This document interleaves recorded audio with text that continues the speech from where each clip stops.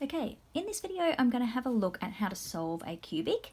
Now in this one it is a process where I need to find a factor, do the divisional polynomials, and then factorise again to then finally solve in factorised form. So I thought this will be a good one to show you all those steps. So when we've got a cubic function that isn't factorised, our first step is to be able to finding a factor. So to find a factor, we're subbing in some values of x to see when that's equal to 0.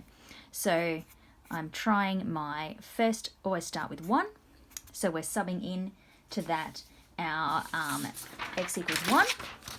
So we've got 1 cubed plus 1 squared minus 24 times 1 plus 36, and we're checking if that is equal to 0.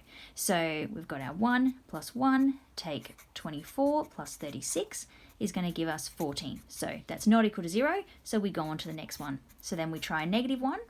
So we're going to have negative 1 cubed plus negative 1 squared, take 24 times negative 1 plus 36.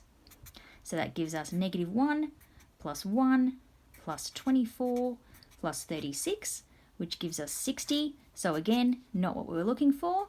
Next one we're going to try is when x is equal to 2. So that's going to give us 2 cubed plus 2 squared, take 24 times 2 plus 36, which is going to give us 8 plus 4, take 48 plus 36, and we get 0. So that tells us that one of the factors is going to be x take away 2. So to get our 2 there, we have to have a take away 2 there because we're looking at what x value would give us the 0. 2 take away 2 gives us 0, which is what we were establishing there. So this is going to be one of our factors, which then tells us what we need to use when we divide to our cubic. So now we're going to do that division. So we'll set up our division sign. We put our x minus 2 to the side there. We put our x cubed plus x squared minus 24x plus 36 inside that division sign. And now we're going to go along and do our division of polynomials. So we've got x to the power 3 divided by x gives us an x squared on the top. Then we have to multiply that out. So x squared times x gives us x cubed. X squared times minus 2 is going to give us minus 2x squared.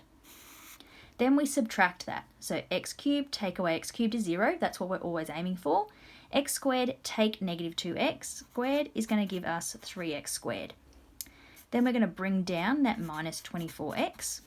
So then we've got 3x squared, 3x squared divided by x is going to be 3x. And then we multiply out 3x times x is 3x squared.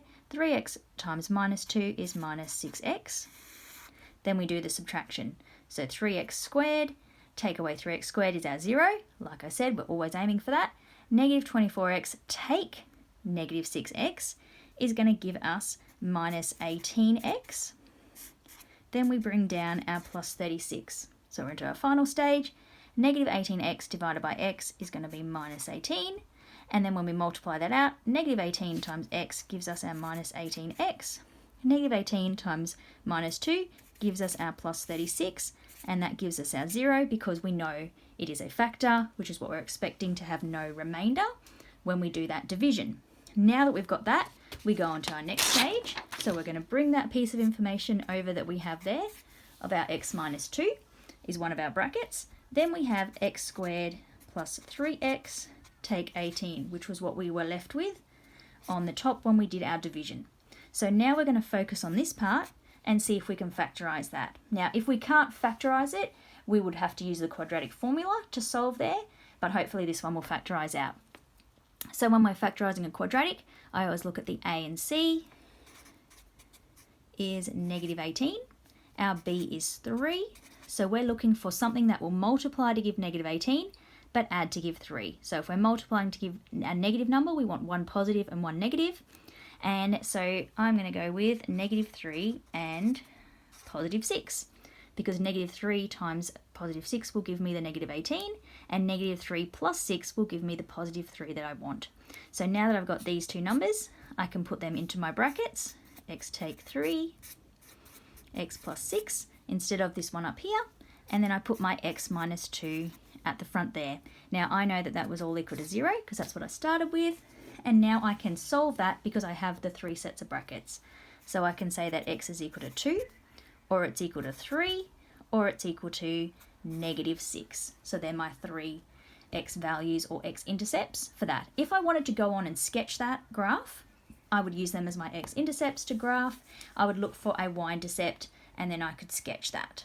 But I'm going to leave that there because you have probably already got that experience with sketching the graphs, and it was the division and the factorising that you needed a bit of revision with. So hopefully that helps. If you would like a video going through the sketching process as well, please let me know.